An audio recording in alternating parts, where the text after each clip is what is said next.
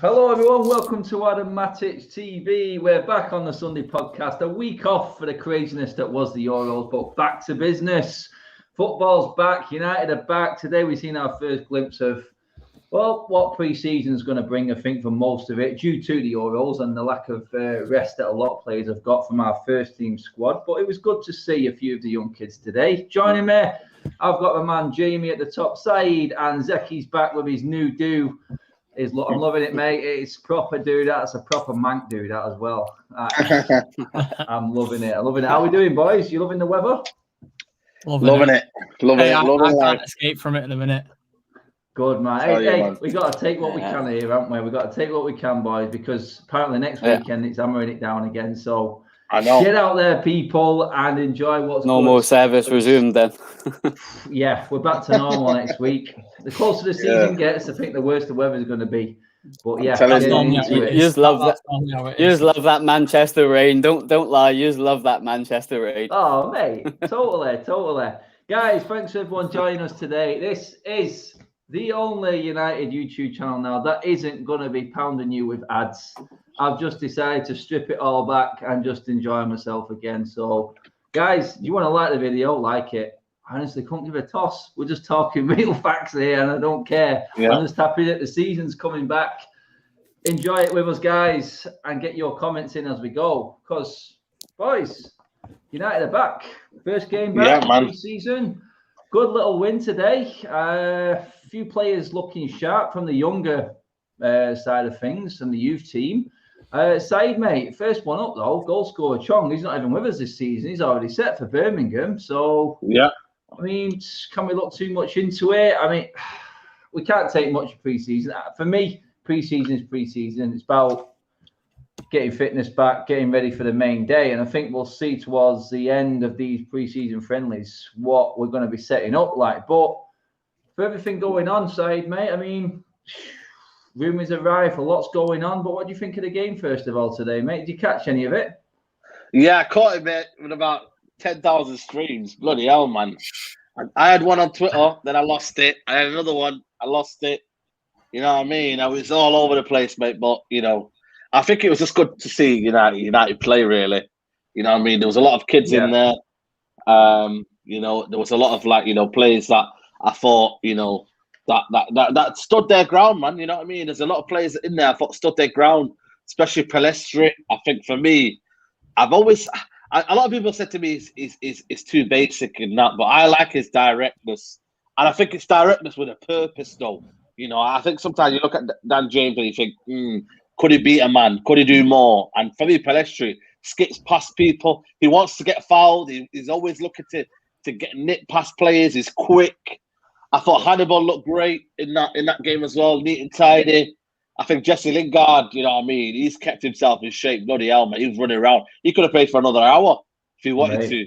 But and also Tom Heaton. I thought Tom Heaton played well. You know what I mean? I think it's another keeper. He's a player that I think if Ole Gunnar Solskjaer's had enough with both of them, Henderson and De Gea, he's going to be like, you know what, Heaton, do a job for us and show us experience.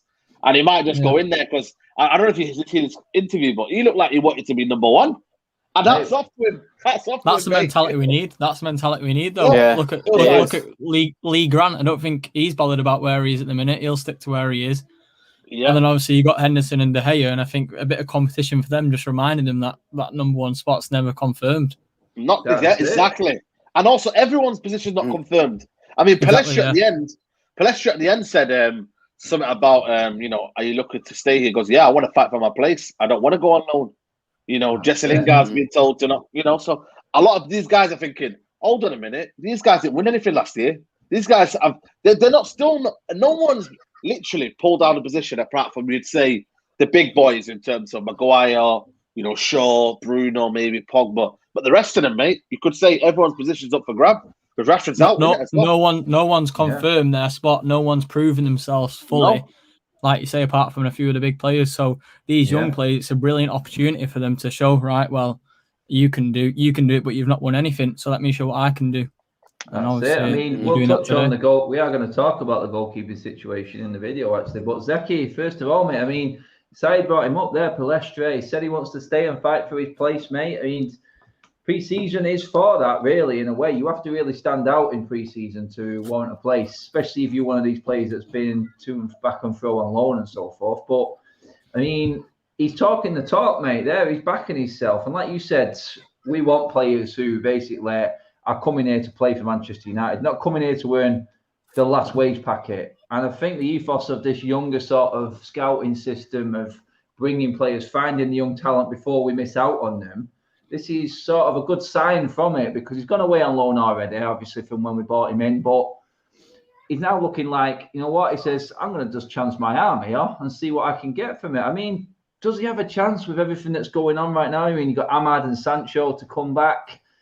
I mean, Jesse Lingard again today, Zeki, as well, though, mate. But, I mean, can you see the likes of Palestri going out on loan again? Or is he another one of these players that's just going to be stuck around at the football club? For you, mate, is it better for him to go back out on loan?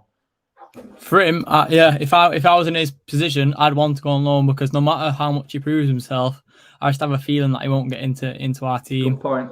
And but with him, if you look at who we've had in that position this season, who could have done better? If you look at Dan James, he's not really proved himself. Not proved himself since he come to the club, and he didn't have a spectacular season to put him in the squad next year. So if I'm Palestri, I'm thinking, well, what's Dan James got that I don't have? Pace. You can probably, yeah, Dan James is fast. Palistri's got the pace as well. But if you look at beating a player, Palistri today looks like he wanted to run at plays. He looked like he wanted to get past players. You don't see that from Dan James. If a player goes one-on-one with Dan James, he either sprints and gets tackled, or it goes out of play, or he gets fouled. But with Palistri, he looks like he wants to create something. Although he can win a foul, he looks to create an opportunity. And today we've seen that one-on-one, even with the goalkeeper, and he took it round him and put it away, which we don't see from Dan James. He's more composed. That's it. I mean, it's like people are saying, yeah, I understand it's a friendly, guys. We're not getting carried away by it being a friendly, but it just gives us a chance to look at certain things. And let's be honest, two players they're playing today, Jamie, mate, in Lingard and Palistri, are easily two players that we may not see again this season. When looking at it realistically, I don't think we will. Lingard, probably. I want your opinion on this one, Jamie. I mean, Rashford out with his operation. You know what I mean? You've got Ahmad out at the Olympics. Just about when he's going to come back, we don't know. Is it a case of Jesse Lingard being shoehorned into a position we know he's not good at, i.e. wide? He only can play well in a 10 for me. That's his position, and he's shown that at West Ham. I don't think we've got a problem in that position, mate. I really don't. So is it a worry for you, or is it a positive that Lingard is doing so well now and can give us another option at the start of this season? But like I said then, Jamie, is it the ultimate concern that he's going to get put out on the wing when we know he's just not as effective out there? Yeah, I think it's a case of, it's a funny one with Lingard, because he looked very good in a West Ham team that lacks the quality that we have. So it's a case of, although everybody thinks that he had a great time at West Ham, which he did, it's in a lesser quality of team. Although they had a very good season, it's not the same sort of standards that we set. And they ain't chasing what we're chasing, as in we want to be winning the title. So if we're going to go to that next level, like Saeed said, I don't know if my internet's lagging a bit. So if it is, Adam, I do apologise, mate. You're all right, mate. But it's like what Saeed said. We need a good squad. Like, it's not just about putting an 11 on there. And I think part of the issue since Ollie's taken over is he's played players quite a lot. And maybe now he's starting to look at the bigger picture and think maybe to adjust now. And maybe I need a bigger squad with the same sort of quality levels as the 11 on the pitch, so we can rotate a little bit more for tournaments and stuff.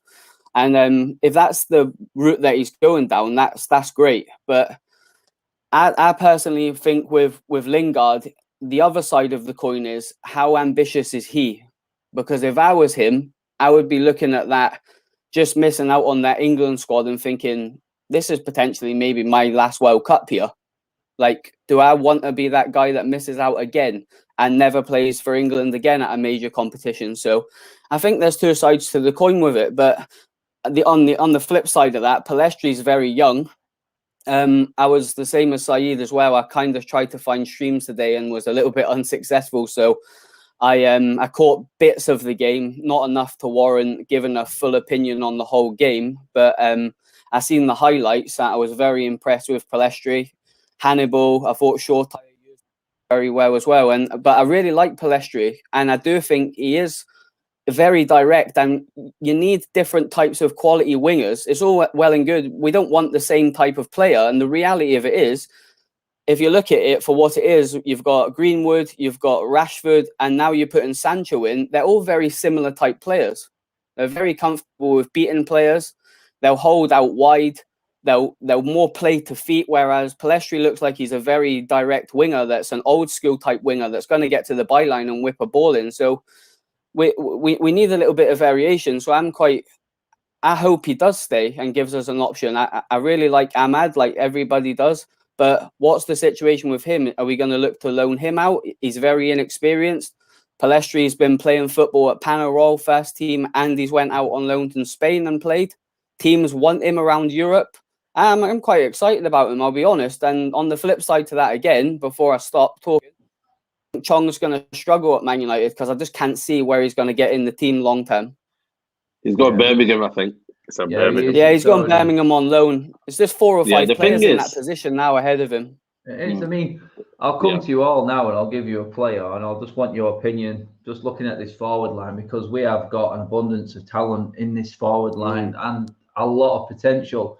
So I'm just going to come to you all, one player each. Just tell me straight.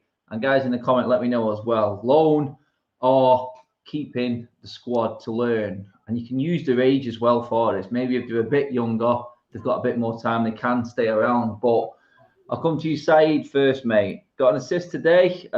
Short retire, mate. What do you reckon? Keep the new system or loan out, get a bit of experience? System, because I think it's too early for a loan. At 17, you know what I mean? You just want to play football. I think keep for me. Zeki, mate. We've seen the pictures of him in pre-season, mate. He's already filling out. He's a threat. Alanga, what we saying, mate? Has he got a chance or should he go out on loan? I'd send him on loan, to be honest. I don't think he's got really much of a chance getting into the team, but I was impressed by him, so I wouldn't have him as one of the ones that goes out on loan. I'd put him on loan and keep an eye on him because there is a player in there, I think. Yeah, already got a Premier League goal to his name as well. Last game of the season against Wolves. Yeah. So, you know what, mate? I think he took to that rather well. Maybe a loan spell at a Championship club or someone else further down the Premier League. I would say Germany or somewhere, because in a Championship he might not be able to kind of be more explosive. Where in Germany he could take advantage of that league, and they play a high line. So I think he would be better in a foreign league. But any loan's a good loan, isn't it? You know what I mean? Yeah. I mean, Jamie, mate, obviously we've seen this happen with Greenwood being the example of not sending him out on loan and getting the benefit of it. Do you think there's anyone else? I think I'll bring in Hugo to this one for you, Jamie, mate, because he's tore it up, obviously, in the under-23s now. He's been training with the first team quite a bit in the last season as well. Is it time for someone like him to go out on loan, knowing that, you know what, we've got an abundance in that forward line right now? If he goes and shines on loan, is that the best option for him? I feel like it's going to be a decision on him because he's no doubt got the talent. I mean, he's a fantastic young player to watch, and he's been brilliant since he's come to the club. His goal scoring ability is second to none, and I do feel like you need to look at Greenwood and see the development of him. But I think Greenwood's probably a little bit more advanced than Hugo at the moment.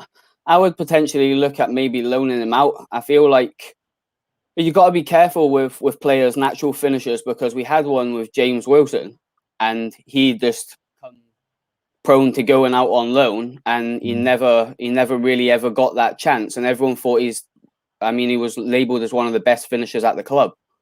We had some great strikers at the club as well, and he kind of never really got his chance. So I'm all for loan movements and all for progression for players moving out and going and getting experience, but there has to be a plan in place for that experience. There's no point just putting a boy out on loan somewhere where he might not get games, or you have to. I'd like to think United, as a big worldwide club, will be looking at that youth system and thinking, do you know what, we've got to move these players out, but they've got to be the right loan moves. There's no point sending a boy out and him not getting no minutes and him coming back with the same level of experience he had when he left.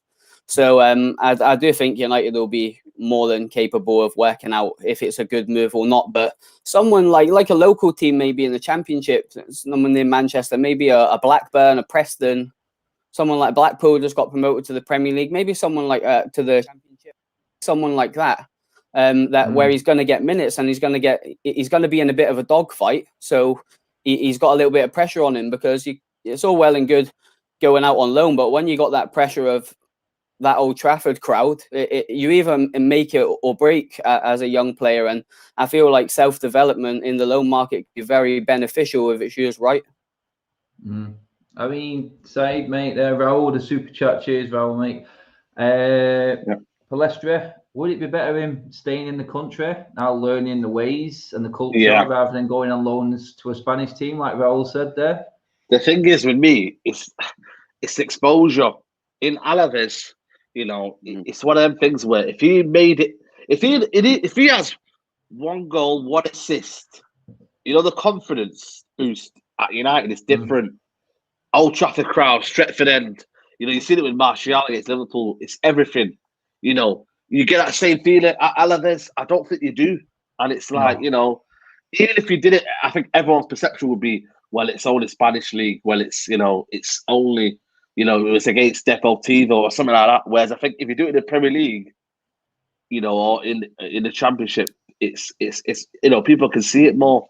I honestly believe with Pestri, like, he believes he can make it. And they said they're looking at Alaves, but he's thinking, these guys have not won anything last year. Dan James is still here. Juan Mata is still here. And these guys have not done anything. Even if you look at as far as Donny van der Beek is thinking, there's players attacking-wise where they've not done anything. You know, Martial's not done anything last season. He's thinking, hold on a minute, I've got a chance. I'm not saying that he's thinking he's outrageous and I'm thinking he's good enough for Man United, but he's thinking, give me a chance one season. Amad Diallo came in and he didn't go alone. He's thinking, right, you know what? I think I'm better than him. That's what I'm thinking his perception will be. So that's why he said, I want to fight for my place. Same with, obviously, we'll touch on Jesse Lingard, but a lot of them are looking at thinking, I want to fight for my place, because at the end of the day, the loan system is good, but does it work? Does the loan system make you feel like, if the loan system worked, Jesse Lingard should have been in that Euro squad, but it didn't work. At Man United, it's where it counts. It's when you play for your team and the kind of exposure you get, it's massive. It's absolutely massive. Mate, you said it there. Does the loan system work? It does for some. Jesse Lingard doesn't for some others. One of the best strikers in the world, Harry Kane. Yeah. Sometimes putting a player in a situation brings everything out of them and you get to see it. I mean, Zeki, right now with the fans coming back and everyone's jumping at the bit to come back and get behind the players and the team, is it a good time for these players to come through? Because it's jubilation right now, mate, that we're actually just getting back. And you know what? Like Said just said, then one cheer, one moment in front of a crowd for one of these young lads, it could set everything off. And yes, people, I know we've got the Macedas of the world and this and the big moments and then just drifting away. But you know what? With everything that's gone on, is it worth giving one of these lads a shout, keeping them around? Got the Carabao Cup games coming up, mate, early doors. There's going to be a lot of fixtures, obviously. So, I mean, with the fans coming back, is it a good time, Zeki, as well, to start putting a couple of the young lads in these games? Yeah, I think you got to assess it on like the mentality which the players have got. If you look at like a Dan James or who I don't feel has got a better mentality than Palestra, I think what you've seen from his interview even today, he wants to fight. He wants to fight for his place. Diallo, whenever he plays, he's always running. Dan James, when you see him play, he has phases of play where you think he's even playing. And you just look at the players and you think, right, well, if he can do better than him, then you think he can do better than him as well. So if they're going to go and play at Old Trafford in front of a full crowd, with these fans haven't watched football for a good year or two. Like today, I seen it on the side, people doing stepovers and fans were getting excited. I mean, if you get that at Old Trafford in front of a full capacity, these players' confidence will go through the roof. Look at Martial. His first goal set his career off at United. Look at the way he started banging him after that. So, yeah, I think you've got to give one or two a chance and see what comes from it. Fluid, and more fluid. Yeah, definitely. Stay hydrated, people, man. Stay hydrated. Yeah. I mean, Jamie, I'm going to come to you. I'm trying to move it back into the rest of the team right now. But quickly, Jamie, on Jesse Lingard, mate. I mean, there's a chance that with all the injuries, with people being rested at the start of the season, obviously because of the Euros, he could come into this team. But, I mean, then could go out in January. But for me, mate, I mean, as soon as Bruno Fernandes is fit, in my opinion, Jesse Lingard disappears off the planet. And we're back to normal subs again next season, Jamie. Is he going to get in front of when everyone's fit? Is there any point? And surely Jesse Lingard, yeah, it'd be great him saying, I want to fight for my place. But does this decision need to be taken out of his hands? Because Ollie said today that he's part of his plans. But we all know, Jamie, Ollie is not putting Jesse Lingard ahead of Pogba, Bruno. I don't think he puts him ahead of Matic, to be honest. James. I just don't see it, Jamie, mate. I mean, does this decision now just need to be taken out of his hands and just say, Jesse, sorry, thank you, but we are going to be putting you up for sale. We're going to look for the best offer from you, and you can go. I feel like that should be the decision that's made. He should be taken to one side and said, look, I know you've got loyalties to the club. I know you grew up supporting Man United. The fan base do love you. But look, I generally do feel it's time to go. You had a fantastic time at West Ham, but there's no progressional move with you to being a starting 11 player in this team. There's better play in your positions. And Bruno Fernandes is arguably the most important player in our squad. Some would say anyway. And he ain't going to be dropped, is he? And Jesse Lingard's best position is just behind the striker. So it's a case of, it's like you say, if he does stay, was he going to play second fiddle to him? And if that happens, what about Van der Beek? So the issue United have got with this sentimentality thing is they've got such a big squad that the likes of players like Hannibal and Shortire and players like that, they're not going to get a look in because there's a Matic in front of them, a Matic in front of them that arguably shouldn't be there. So it's a case of you make decisions as a manager and you live by them with giving them Matic's contracts, Matic 3-year contracts, and you've got to deal with that. And there's always a consequence to a decision. There just is. It's just life in general. Football, if you give an Asian player a contract, someone's missing out on it, and it's looking like it's going to be a Hannibal or somebody. But Lingard's potentially taking one of their positions, and there is no longevity with Lingard. He might come in, do a job, score a couple of goals, and the fans will cheer him. Of course they will, but because he's a local boy. But where's the long termness? And I feel like that's what we've been told is happening. And once you see all these great young players and you think, right, so where are they fitting in? And that's when the loan market has to come into effect, because they're not going to get games and they're going to be stale because there's a Matic ahead of them, or a Matic or a Lingard. So the bigger picture probably needs to be that he needs moved on. But I generally do think he'll stay. But it has that sentimentality feeling. I don't know what you boys think, but I like Jesse, you know. I've got nothing against him, but it's like, what's the big picture? Like, you know, Bruno, it's like Saeed, like SM says there, keep Jesse, in my opinion. He has a role to play. Depth is important. If Bruno gets injured, we're going to need him. I mean, does that not bring Donny into the situation there? Yeah. Would you prefer Jesse Lingard there or Donny, Saeed? The thing is, who's more effective? You know what I mean? The problem is, mate, I can't give you a confident answer. It's difficult because I know what Donny's capable of, but in what we do and what we play, we just haven't seen Donny enough. You know what I mean? And it's like, what do I know best? And I think for me, I think there is a place for Jesse Lingard in the squad, because that Europa League final, imagine that last 20 minutes or last half an hour, the defence stretched. Jesse Lingard is a perfect substitution. You know what I mean? Maybe Ollie doesn't even have to think of it. If Bruno isn't working or someone isn't working, Jesse Lingard, stretch your defence. Let's get at them. Press from the front, you know? If you want my honest answer, I would keep Jesse Lingard. I really would, because I think, for me, Mato, I just don't think he's effective enough anymore. You know, and then after that, who have you got really to come on? You know, it's like, that's my own opinion. But then again, you know, you sell Jesse Lingard, it's like we're creating another problem here. This should have been done ages ago, you know, and that's the problem. A lot of people will say to me, I'm deluded for thinking that But the problem is, if someone's not in your plan, and you know Donny van der Beek's not in that plan, or not even going further forward off the bench, he's just not going to do it. He's not going to do it. So that's my whole premise. I just think for me, Jesse Lingard is an option. And last season, we suffered without that option. A lot of teams had that option. We could bring him on. But again, it's too much. The squad's inflated. And I think we should never have done this. It's like Andres Pereira right now. Andres Pereira, we're having to find out a loan for him.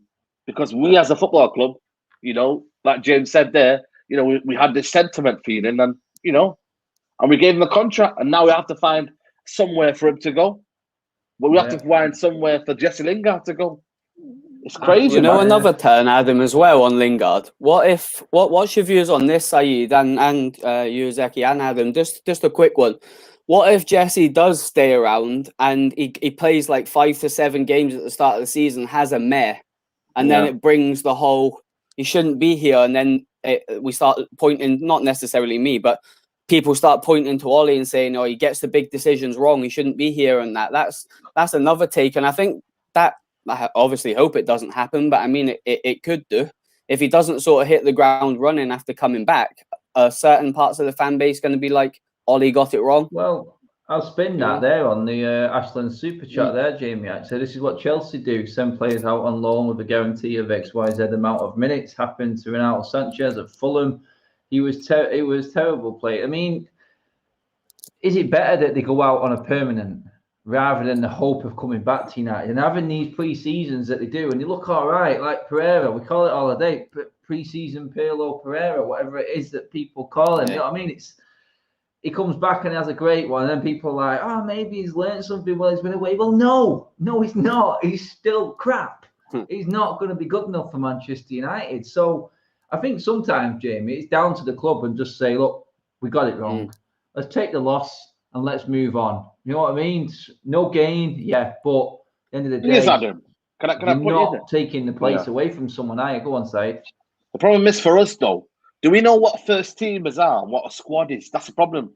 Now, I don't think the fan base know what a first 11 is and how important a squad was. I mean, we had players in the 08-09 season that were coming off the bench, you know, that weren't playing many games, you know. I mean, Owen Hargreaves, you know, he came on in big games, you know. Yeah. So a lot of people, they think, you know, you have to get rid of these players. No, you know, these could have been in the squad, you know. You know, Jesse Lingard, he's a squad player. You know, that's that. And why? So what's the point of people saying, oh, it's ludicrous to say he should be sold? It's a squad player. You know, when things are not working out, or you have the rotation. But the problem is, though, we've not done any rotation. None at all.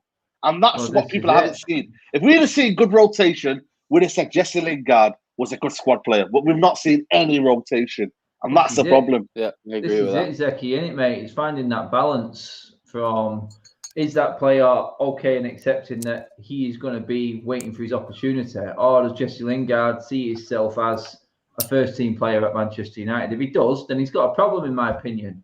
Has he got it in him to accept that he's a squad player, like Saeed said? Or do United have to make the decision for him and just say, look, Jesse, if you're not happy with being a squad player, then we are going to let you go. It's the balance, isn't it, mate? I mean, it's one thing having the players, but you've got to be able to use them and rotate them around. Like Jesse Lingard, you can't deny it, he's a talented player, but it's just when to use him. Dan James, there's something in there, but you need to know when to use him. When you're playing against Burnley and they're playing a high line and they're just going to run at you to win a ball back and they don't let you get in behind, you don't play Dan James.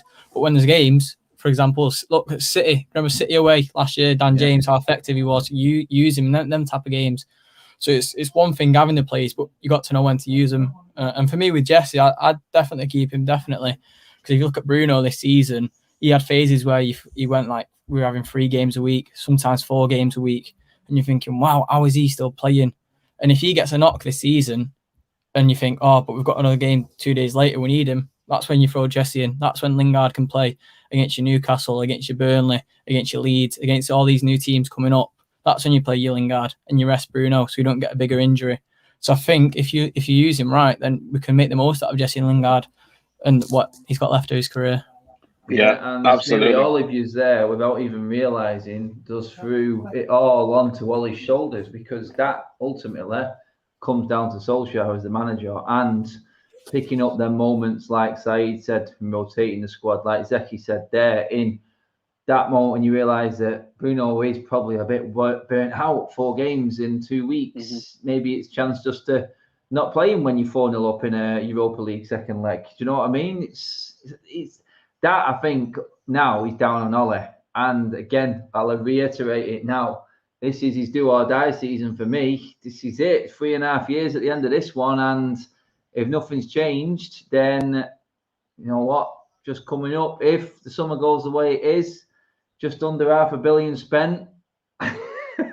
I'm sorry, mate. I can't defend that. That's you're into Ferguson's 3 years territory there for all the mad United fans out there who keep quoting that. Look what happened with Ferguson. Well, Ferguson took a near-threatened relegated team in 3 years to challenging for trophies.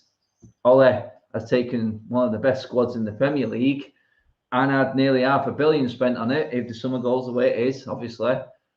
And we need results. It's as simple as that. This is a massive season. Has Ole learned? Is he going to have learned from last season? That's the one. On to the rest of the squad. Going downside, mate, we know about transfers. We know about the rumours. We talked about it on your show on Friday. Varane. Yeah. We've got, oh, God, I forgot his name, from Atletico Madrid, Trippier. Yeah. And there's rumours of Sal today. There's rumours of Sal. Yeah, I've seen them as well. And that brings me on to another 2 players, mate, in Ethan Laird and Menga in our youth system. Both positions. It does look like Mengi's going back to, funny enough, Derby, where he started today's game. Yeah. And Laird, I'm not too sure about yet. But could United at least say, we don't need both of these players in the transfer market? Is there room for one of these 2 in this team? Because we know our injury record at the back. We know our problems. We know how many centre-backs we've got at the club, mate. Yeah. Going back to Jamie's point, if Phil Jones comes back fit, what's Ole going to do with him? Is he going to get in the way of Menga? Is he ever going to get a shout? Yeah, and there's Twanzebe there as well. He's lurking around. Yeah, today. Where does he go? Exactly. You know what I mean? There's going to be, I think there's going to be some harsh realities in about a week or 2. You know what I mean? I think there's going to be kind of last minute ditch moves. You're going to see.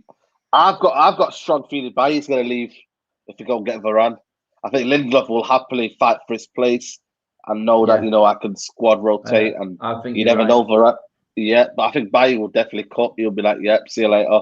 And Man United could get a good deal out of that. But again, you know, there's a lot of ifs and buts. And I think with Mengi, definitely a loan. Ethan Laird, again, you know, he's 20. You know what I mean? He's someone that could be an understudy to thingy. But I honestly believe that Trippier is coming in with a view to be starting. I really do. I think Trippier is going to come in with a view to start. I think today, I don't know if you guys seen it, but Wan-Bissaka making the same mistakes again. You know, not looking back over his shoulder. You know, and then he got caught out. I think, to be fair to him, he thought Axel was going to get there, but still, though, you don't. You know, you always know to kind of follow your man, and he didn't do that. So Wan-Bissaka, even though I think he's a quality player, and I think, you know, he's going to be the future for Man United still, he'll be here for the next, 8-9 years. I think he's quality, but, you know, Trippier is going to come in and say, listen, I'm here, I'm 31. Remember Ashley Young doing it to Luke Shaw? I never knew that was going to happen in my lifetime. I thought, Ashley Young, nah, no chance. And Ashley Young effectively took over Shaw's position at left wing back for so many years. You know, so it's one of the things where I think for me, there's a lot of going to be shuffling about here in a minute, and I think there's going to be a player who's going to be like, "Whoa, what happened here? What's going on here?" What about Axel Said? What would you say? Because obviously you mentioned about Bailly leaving. You've obviously got Axel in will have to be on loan. Axel will have to go on loan, yeah. But then again, he's 24 now. You know what I mean? Can you be third choice centre back? You know, it's mad. You know, at Man United, yeah, that we've got all these centre backs and we're still having to buy another one. It's crazy. And I'm not saying that you don't buy the best in class.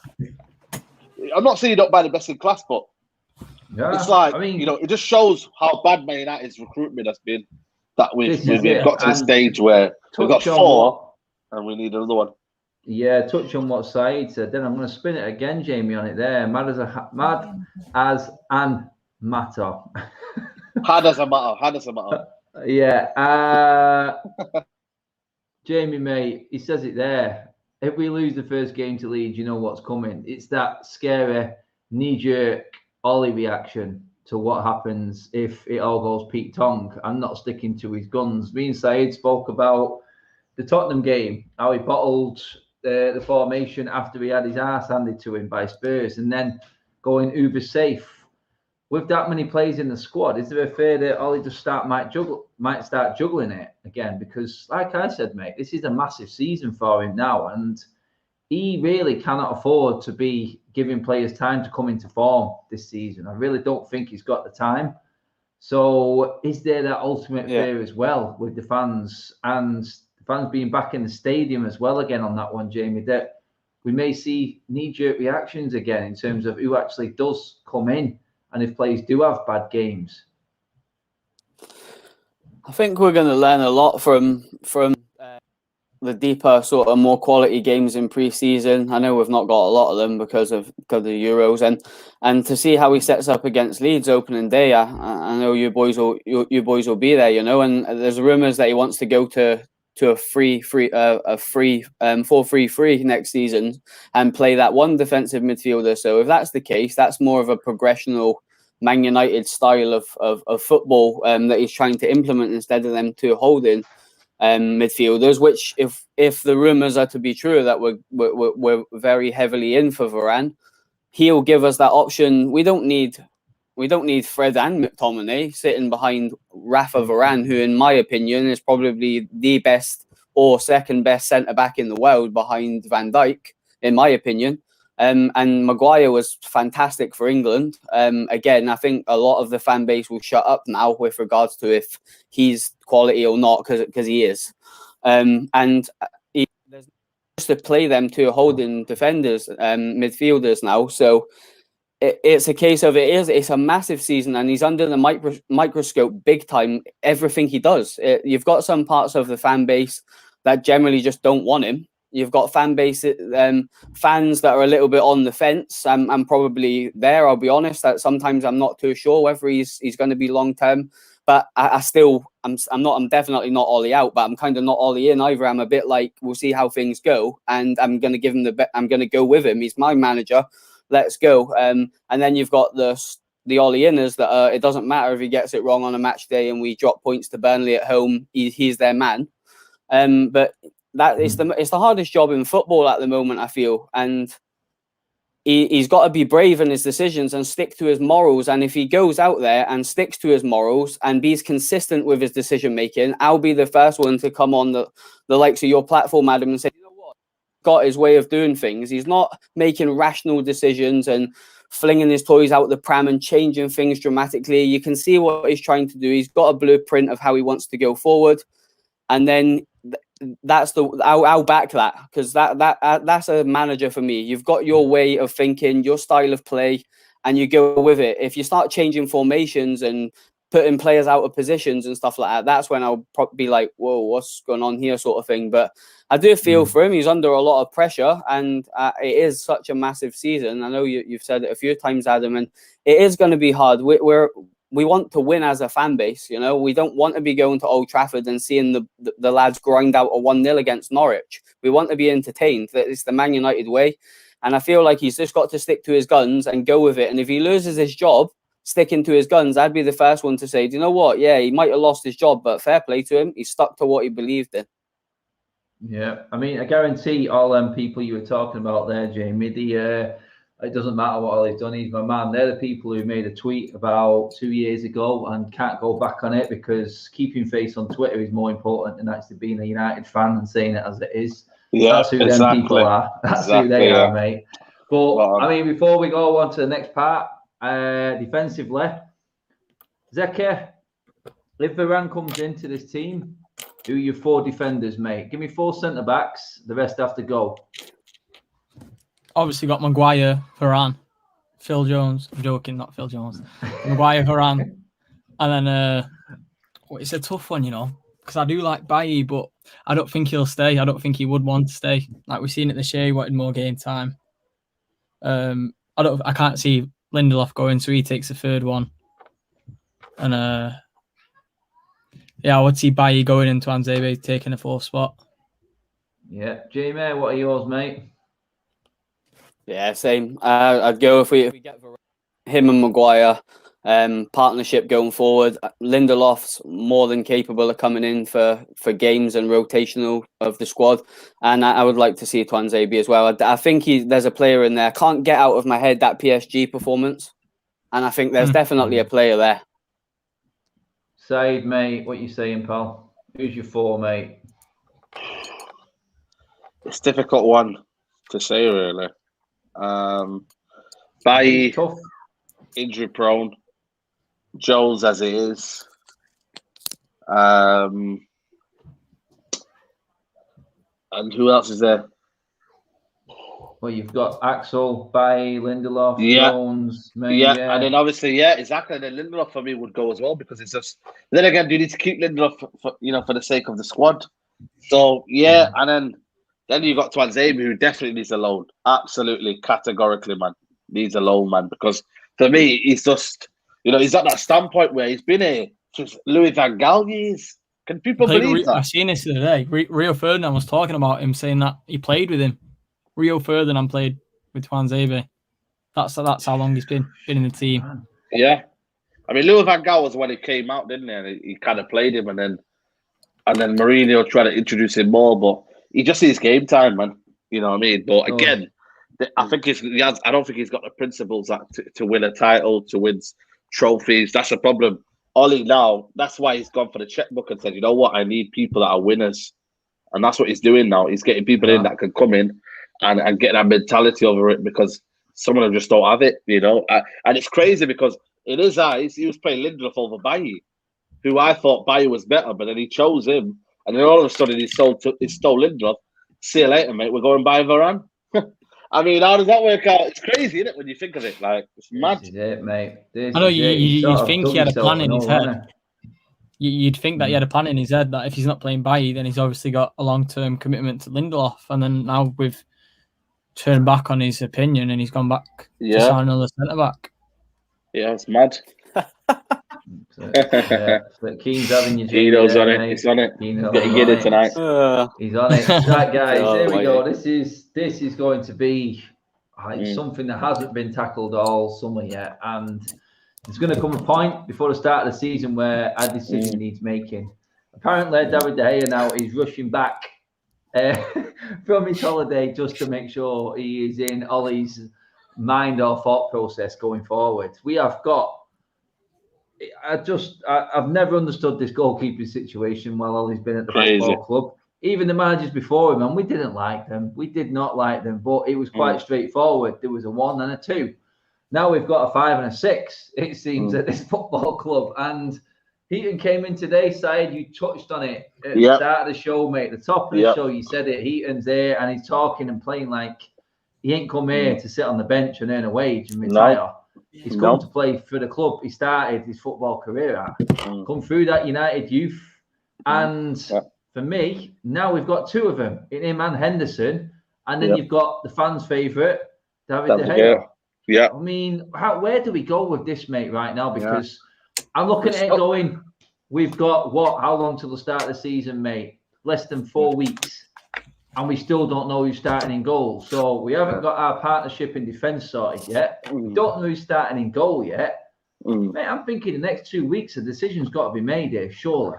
Yeah, I think he's sticking by De Gea. I think he's pressure to do that. If Ollie had Bottle, I think he would choose Henderson. But I think he'll choose De Gea because he's a fan favourite.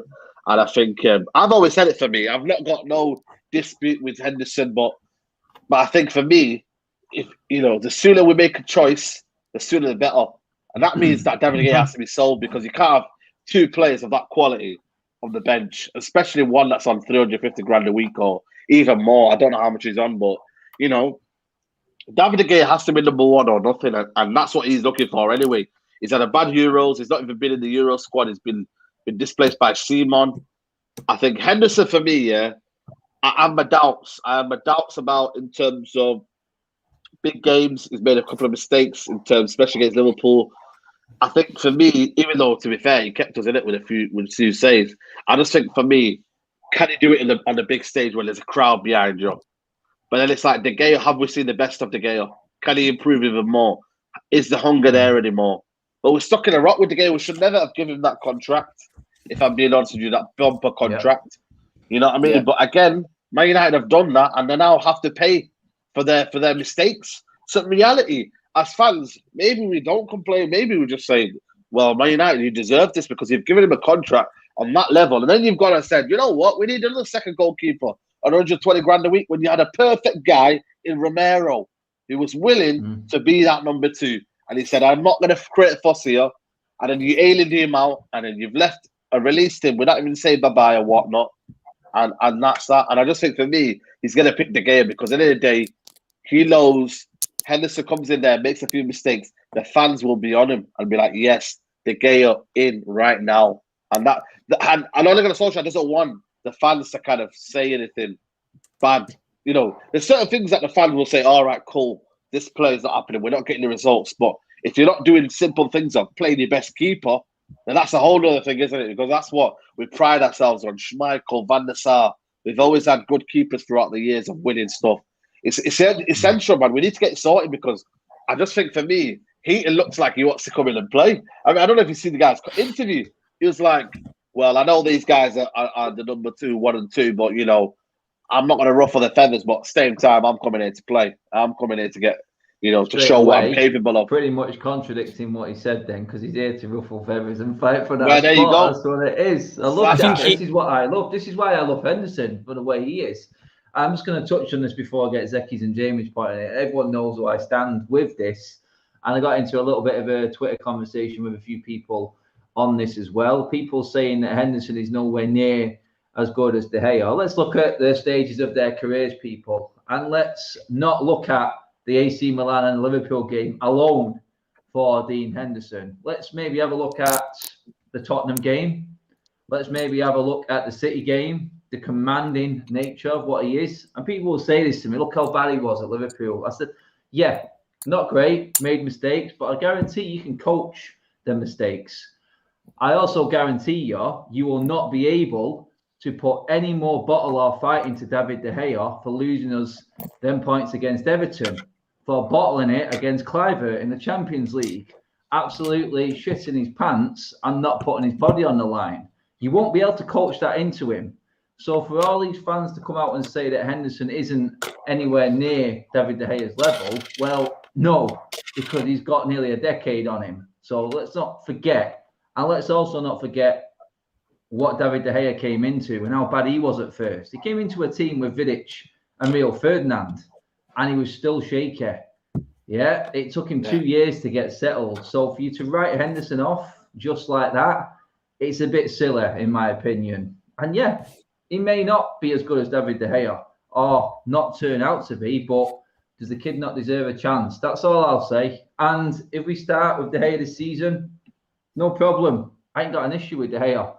I just want everyone in this squad to get a fair chance. And for me, people to write off certain players just because a former player or a player from yesteryears like De Gea has done so well, then it's not right in my opinion. It's just the way I look at the game. I think he deserves a shout.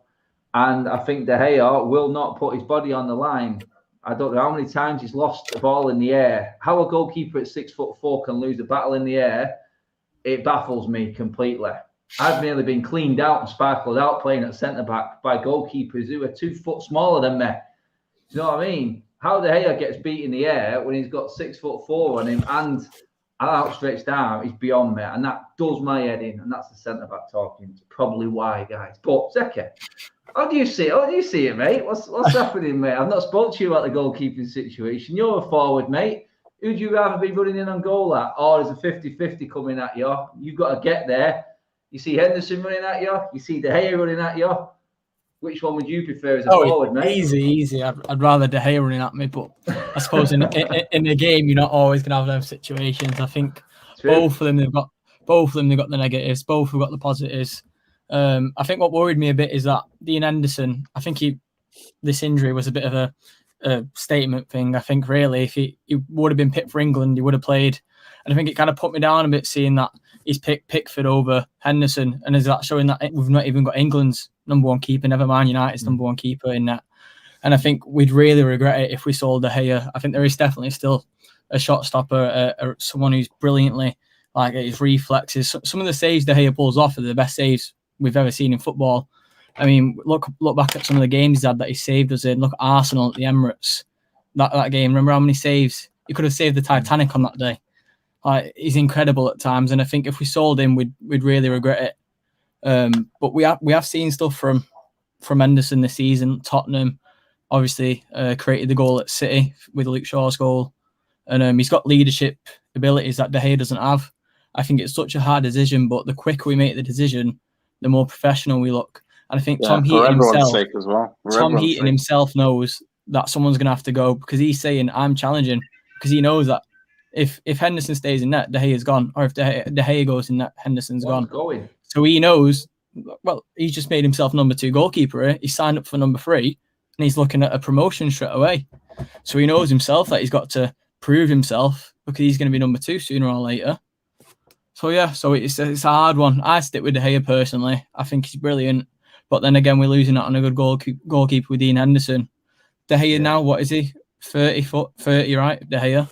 Yeah. Like the goalkeepers, they don't retire till quite old. Look at Buffon, he's 43, and he's just signed a new contract. You think the guy's in debt. So you never know. De Gea, another 3-4 years out of him. By the time it comes around to him retiring, we can bring a new goalkeeper in.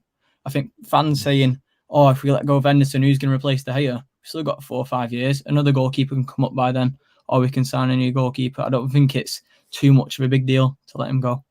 Yeah, I suppose, Jamie, mate, like Zeki said there, and everyone who's asking me, I don't hate De Gea. I just know what I prefer being a defender.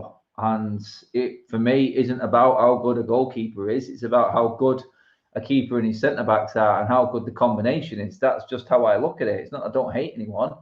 But in the end, Jamie, mate, it's all about a situation where you've got 3 excellent goalkeepers. One has to go, mate. It's as simple as that. One has to go. And he's out of the question because he's just been brought in. So it's going to be loans, sell. And we're going back to that loan system again, mate, for the goalkeeping situation. Surely we can't, can we, Jamie, mate? Someone has to be sold, don't they? Just before going on the De Gea and Henderson thing, give my opinion on the Heaton. Like I've been saying for ages, and I've had conversations with Keane. I don't know if he's still listening.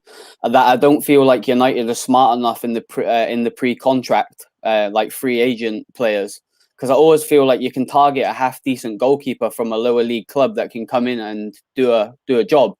And I feel like we've got a fantastic deal with Heaton. I really rate him. I think he's a great goalkeeper.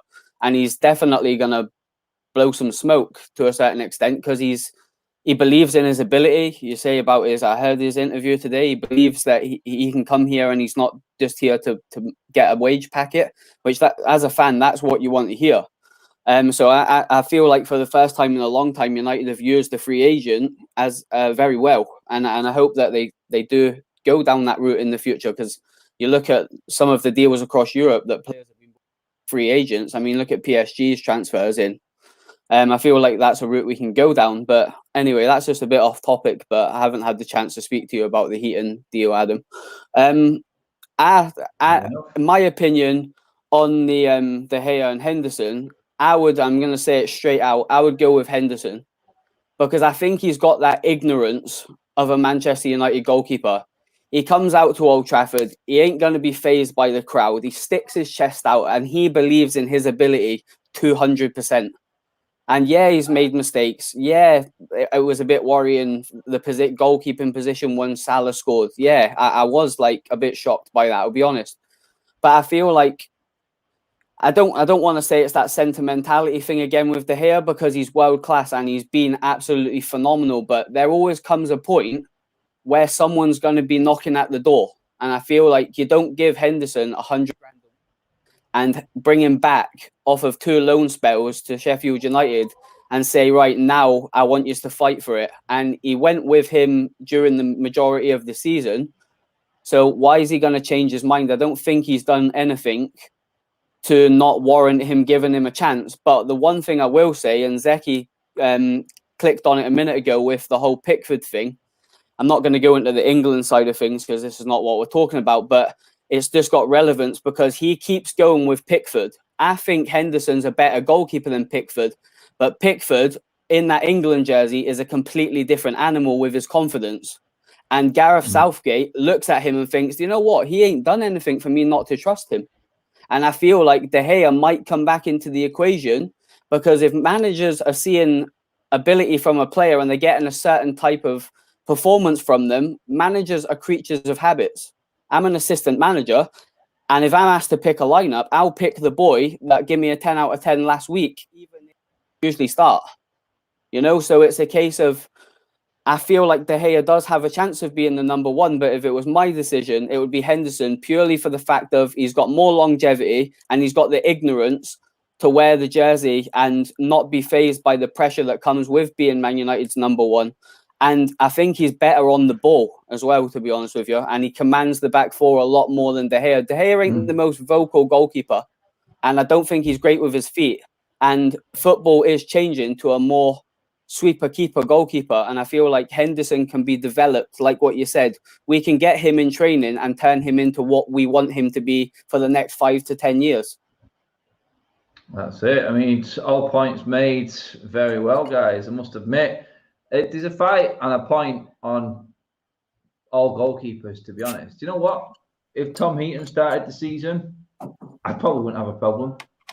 If Henderson or De Gea started the season, I'm still not going to have a problem with that. I just feel like for the sake of this team and this squad, a decision needs to be made, and one of authority, to be honest, because all three of these goalkeepers think they're good enough to be Man United's number one. So it's time that Ole did his job, or someone actually made a decision on behalf of these goalkeepers, because the wages that we've got combined on these goalkeepers is astronomical as it is.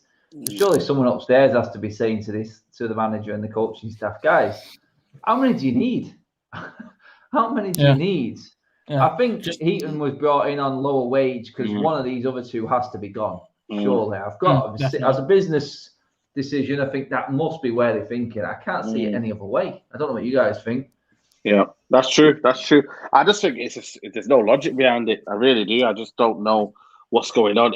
For me, it has to be one or the others going. It just has to mean that one of De Gea or Henderson is going this season. Definitely.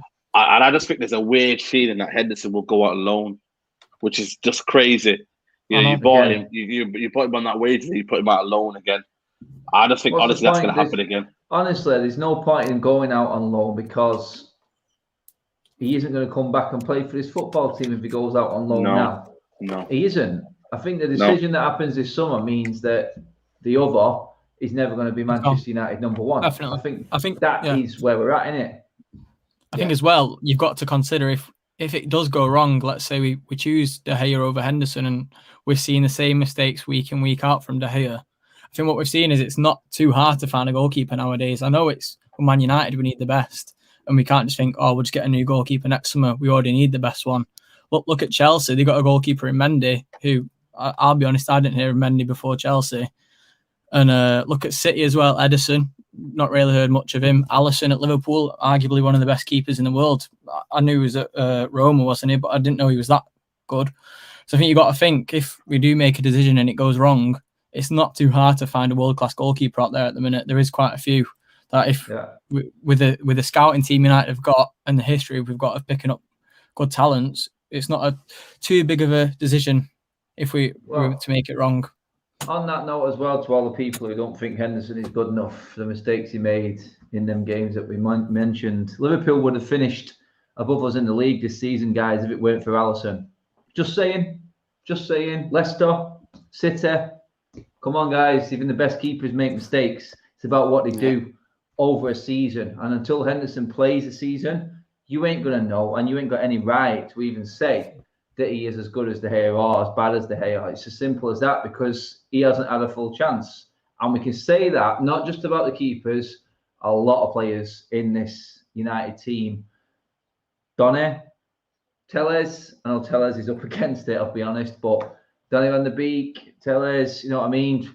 It's now going to be the same with the forward line, because I don't see Greenwood starting every game, Martial starting every game, or Rashford starting every game. Cavani definitely not. So we haven't got a nailed down midfield, attack, goalkeeper.